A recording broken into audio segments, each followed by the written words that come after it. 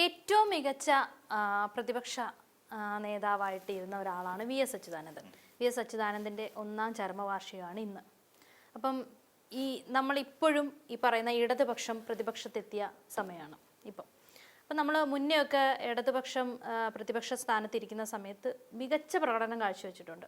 ഒരുപാട് കാര്യങ്ങളിൽ മികച്ച പ്രകടനങ്ങളും ചോദ്യങ്ങളും ആവശ്യങ്ങളും ഉന്നയിച്ചിരുന്നു. പക്ഷേ ഇപ്പോൾ ഇടതുപക്ഷം പ്രതിപക്ഷത്തിരിക്കുമ്പോൾ നമുക്ക് ആ പ്രതീക്ഷയില്ല.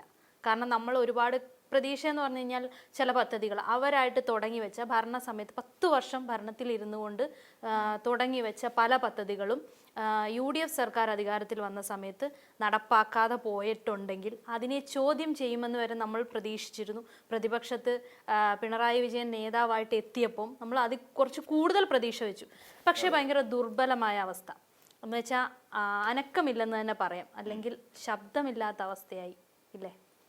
അതെ, സത്യത്തില് നമ്മൾ പലപ്പോഴും പ്രതീക്ഷിച്ച ഒരു കാര്യം, ഒരു പ്രതിപക്ഷം എന്ന് പറയുമ്പോൾ നമ്മൾ കണ്ടത് ഇതിന് കുറച്ചു നാൾ മുമ്പുള്ള ഒരു പ്രതിപക്ഷം, അതായത് ഉമ്മൻചാണ്ടിയുടെ ഭരണകാലത്ത് നമ്മുടെ കേരളത്തിലുണ്ടായിരുന്ന ഒരു വലിയ പ്രതിപക്ഷം ഉണ്ടായിരുന്നു. വി എസ് അച്യുതാനന്ദനെ പോലെ ഒരു അതിശക്തനായ പോരാളി നയിക്കുന്ന ഒരു പ്രതിപക്ഷം. അന്നൊക്കെ പ്രതിപക്ഷത്തിരിക്കുന്ന CPM കാണുമ്പോൾ തന്നെ നമുക്കൊരു CPM കയറി ചെല്ലാൻ പറ്റുന്ന ഒരു തോന്നലൊക്കെ ഉണ്ടാവും. എന്നാൽ ഇന്ന് നോക്കിക്കോളൂ, ഇന്ന് വിദ്യ സൂചിപ്പിച്ച പോലെ തന്നെ ഭയങ്കര ദുർബലമായ ഒരു പ്രതിപക്ഷമായി മാറിക്കഴിഞ്ഞിരിക്കുന്നു എന്നുള്ളത് വസ്തുതയാണ്. അത് നമുക്ക് മറച്ചു പിടിക്കലുകളൊന്നുമില്ല. കാരണം ഇവിടെ നമുക്കറിയാം, ഇപ്പൊ ലേറ്റസ്റ്റ് ആയിട്ടുള്ള വിഷയത്തിൽ പൊതിച്ചോറ് വിവാദം എന്ന് പറയുന്ന ഒരു വിവാദം വളരെ ലേറ്റസ്റ്റ് ആയിട്ട് പോയിക്കൊണ്ടിരിക്കുക. അതിൽ എങ്ങനെയാണ് പ്രതിപക്ഷം അതിനെ കണ്ടത്? അത് ഒരു ആശുപത്രിയിൽ, അപ്പം സേവാഭാരതി, ഇപ്പൊ ആലപ്പുഴ മെഡിക്കൽ കോളേജിൽ സേവാഭാരതി വർഷങ്ങൾ, ഏകദേശം 19 വർഷത്തോളമായി. എനിക്ക് തോന്നുന്നു 2012 മറ്റോ ഉമ്മൻചാണ്ടി സർക്കാർ അധികാരത്തിലിരിക്കുന്ന സമയത്താണ് സേവാഭാരതിക്ക് അവിടെ കിട്ടിയിട്ട് അവിടെ ഇതിനു വേണ്ടിയിട്ടുള്ള അനുമതി നൽകുന്നത്.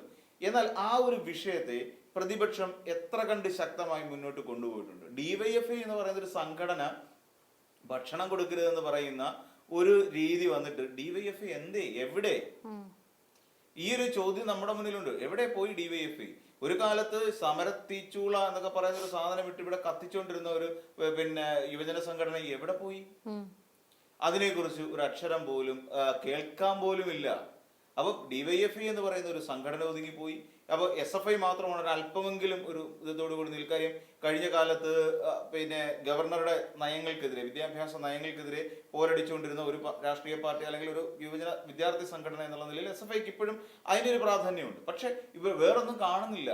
ഇവിടെ നോക്കിക്കോളൂ, CPM എന്ന് പറയുന്ന രാഷ്ട്രീയ പാർട്ടി മുഖ്യ പ്രതിപക്ഷമാണെന്നേ. ഈ മുഖ്യ പ്രതിപക്ഷം ഇരിക്കുന്ന സമയത്ത് അവിടെ കത്തിക്കേറുന്ന ആരാ?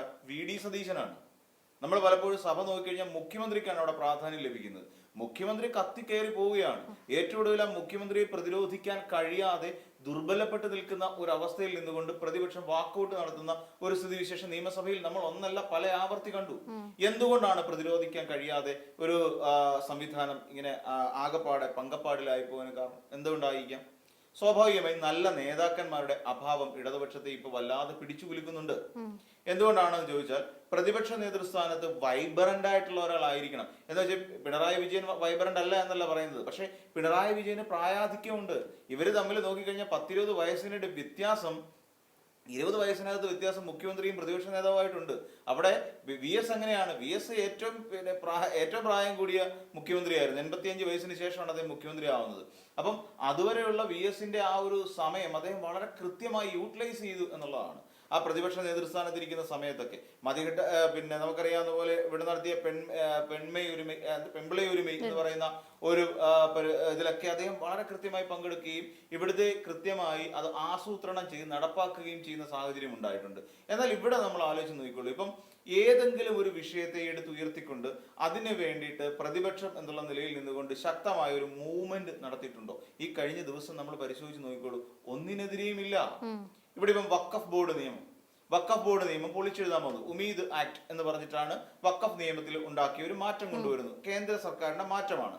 ഈ കേന്ദ്ര സർക്കാരിന്റെ മാറ്റം, അതായത് നമുക്കറിയാം 2 പേര് അമുസ്ലിങ്ങളായ 2 പേര് അതിനകത്ത് ഉൾപ്പെടുത്തണം എന്ന് പറയുന്ന ഒരു വ്യവസ്ഥ വഖഫ് ബോർഡിൽ കൊണ്ടുവരുന്നു. അത് ഉമീദ് ആക്ട് ഇത് ചെയ്യുന്നു. അപ്പൊ അതിനുശേഷം ഇവിടേക്ക് നോക്കിക്കോളൂ, ഇപ്പൊ സംസ്ഥാന സർക്കാർ എന്ത് ചെയ്തു? UDF സർക്കാർ ചെയ്യുന്നത് ഞങ്ങൾ അത് പാലിക്കാൻ ബാധ്യസ്ഥരാണ് എന്നുള്ള നിലയിൽ അതിനനുസരിച്ചിട്ട് വഖഫ് ബോർഡ് പുനഃക്രമീകരിക്കാം, പുനഃസംഘടിപ്പിക്കാം എന്ന് പറഞ്ഞുകൊണ്ട് ഒരു സത്യവാങ്മൂലം ഹൈക്കോടതിയിലേക്ക് സർക്കാർ കൊടുത്തു. എന്നാൽ ഇവിടെ ഇതിനെ ജനവഞ്ചന എന്ന് പറഞ്ഞുകൊണ്ട് കൈ കഴുകി മാറി നിൽക്കുന്ന ഒരു പ്രതിപക്ഷത്തെയാണ് നമുക്കിവിടെ കാണാൻ കഴിയുന്നത്.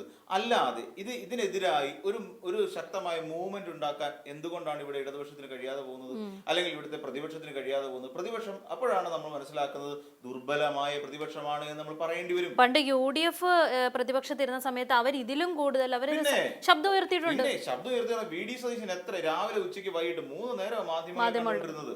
ആ 3 നേരം മാധ്യമങ്ങളെ കണ്ടുകൊണ്ടിരുന്ന പ്രയോജനമാണ് ഈ തെരഞ്ഞെടുപ്പിൽ കൃത്യമായി പ്രതിഫലിച്ചിട്ടുള്ളത്.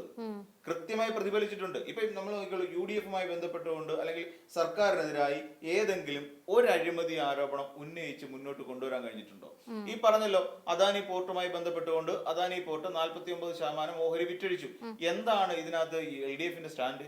ഇതുമായി ബന്ധപ്പെട്ടുകൊണ്ട് ഒരു LDF എന്ത് മൂവ്മെന്റ് നടത്തിയിട്ടുണ്ട്? ഒന്നും നടത്തിയിട്ടില്ല. ഒരു മൂവ്മെന്റ് നടത്തിയിട്ടില്ല. എല്ലാം കേൾക്കുന്നു, എവിടെയെങ്കിലും മാധ്യമങ്ങളെ കാണുന്നു, 4 പ്രസ്താവന ഇറക്കുന്നു, കഴിഞ്ഞു. അവിടെ കഴിഞ്ഞു കാര്യങ്ങളല്ല. എന്നാൽ ഇതിനെ എങ്ങനെ കൊണ്ടുപോകണം, ആസൂത്രണത്തോടു കൂടി ഇതിനെ എങ്ങനെ മുന്നോട്ട് കൊണ്ടുപോകണം, ഇതിനെ കുറച്ചു കാലം കൊണ്ട് നിലനിൽക്കാൻ കഴിയുന്ന തരത്തിലുള്ള ഒരു വിഷയമായി മുന്നോട്ട് കൊണ്ടുപോകാൻ LDF പരാജയപ്പെടുന്നു എന്നുള്ളത് വസ്തുതാപരമായ കാര്യമാണ്. നയപരമായ തിരുത്തൽ ആവശ്യമാണ്. എന്നിട്ട് എവിടെയാണ് നയപരമായ തിരുത്തൽ വന്നത്? ഈ കഴിഞ്ഞ ദിവസം തന്നെ നയപരമായ തിരുത്തൽ നമ്മൾ കണ്ടതല്ലേ? കള്ളൻ വിജയൻ എന്ന് പറഞ്ഞുകൊണ്ട് വാരാന്ത പതിപ്പിൽ ദേശാഭിമാനിൽ അടിച്ചപ്പോൾ അത് തൊട്ടടുത്ത ദിവസം അത് ഒഴിവാക്കേണ്ട ഗതികേട് ഒരു രാഷ്ട്രീയ അല്ലെങ്കിൽ പാർട്ടി പത്രത്തിന് ഉണ്ടായി എന്ന് പറഞ്ഞാൽ ആലോചിച്ച് നോക്കൂ. അതും അപ്പൊ എവിടെയാണ് നയപരമായ തിരുത്തൽ ഉണ്ടാകുന്നത്? പിന്നെ ഏറ്റവും പ്രമുഖരായ നേതാക്കന്മാരുടെ അഭാവം, അത് CPM-നെ വല്ലാതെ കുഴയ്ക്കുന്നുണ്ട്. കാര്യം കഴിഞ്ഞ ദിവസം KN ബാലഗോപാൽ നമ്മൾ സഭയെ കണ്ടതാണ്. KN ബാലഗോപാൽ തന്നെ ഒരു വിഷയത്തിൽ ഷിബു ബേബി ജോൺ പറഞ്ഞ ഒരു കള്ളം അല്ലെങ്കിൽ ഒരു വസ്തുതാവിരുദ്ധമായ ഒരു കാര്യത്തിന് എതിരായി KN ബാലഗോപാൽ ക്ഷോഭിച്ച് സംസാരിക്കുകയാണ്. ആ സമയത്ത് അവിടെ ഇരിക്കുന്ന മുതിർന്ന നേതാവ് അല്ലെങ്കിൽ പ്രതിപക്ഷ നേതാവ് അവിടെ ഇരുന്നിട്ട് പ്രതിപക്ഷ നേതാവ് അവിടെ ഒന്നും മിണ്ടുന്നില്ല. എന്നിട്ട് ഇതൊക്കെ കേട്ടിട്ട് എങ്ങനെയാണ് മറുപടി പറയാതെ പോവുക എന്ന് KN ബാലഗോപാൽ പ്രതിപക്ഷ നേതാവിന്റെ മുഖത്ത് നോക്കി ചോദിക്കുന്നുണ്ട്. അപ്പൊ ഇതൊക്കെ സൂചിപ്പിക്കുന്നത് ദുർബലമായ പ്രതിപക്ഷത്തെ തന്നെയാണ്. എന്തുകൊണ്ടാണ്? നേതാക്കന്മാരില്ല. പ്രതിപക്ഷത്തെ ഇരിക്കാൻ പറ്റിയ കൃത്യമായ ആസൂത്രണത്തോടു കൂടിയുള്ള ശക്തരായ നേതാക്കന്മാരില്ല എന്നുള്ളതാണ്. മുഹമ്മദ് റിയാസ് ഉണ്ട്. മുഹമ്മദ് റിയാസ് എത്ര തവണയാണ് സഭയിൽ കാര്യമായി എന്തെങ്കിലും സംസാരിച്ചിട്ടുള്ളത്? ഞാൻ കേട്ടിട്ടില്ല അത്ര കാര്യഗൗരവത്തോടുകൂടി സംസാരിക്കുന്നത്. അല്ലാതെ പുറത്തിറങ്ങിയുന്ന ഏതെങ്കിലും വിഷയത്തെ കുറിച്ച് കൃത്യമായി സംസാരിക്കുന്നത് കേട്ടിട്ടില്ല. അപ്പം ആ പാടെയുള്ള ഒരു സാന്നിധ്യം മുഹമ്മദ് റിയാസ് മാത്രം, ബാക്കിയൊക്കെ ദുർബലമാണ്. കാര്യം അപ്പുറത്തോട്ട് നോക്കിക്കോളൂ, ആരൊക്കെ ഇരിക്കുന്നത്? നമ്മൾ നോക്കി VD സതീശൻ മാത്രം മതി, രമേശ് ചെന്നിത്തലയുണ്ട്, ഷിബു ബേബി ജോൺ ഉണ്ട്. ഓരോ ഘടകകക്ഷികളുടെ കാര്യമാണ് പറയുന്നത്. പിന്നെ ഇത് പൊയ്ക്കോട്ടെ, അതായത് കേരള കോൺഗ്രസിന്റെ കാര്യം വിട്ടേക്കാം, മുസ്ലിം ലീഗ്. അപ്പം ഇത്രയും ആൾക്കാർ, ഇത്രയും ഘടകകക്ഷികൾ നിരന്നിരിക്കുന്ന ഒരു സഭയ്ക്കുള്ളിൽ അല്ലെങ്കിൽ ഒരു ഭരണ സംവിധാനം അല്ലെങ്കിൽ ഒരു ഭരണകക്ഷിയുടെ ഇടയിൽ പ്രതിപക്ഷത്ത് ആകപ്പാടെ ഒന്നാമതേ എണ്ണത്തിൽ കുറവാണ് പ്രതിപക്ഷം എന്ന് പറഞ്ഞാൽ. ഇങ്ങനെ ഇരിക്കുക ചെയ്യുന്നത്. അവർക്കൊന്നും മിണ്ടാനുമില്ല, പറയാൻ 102 പേർ അവരുടെ കയ്യിലുണ്ട്.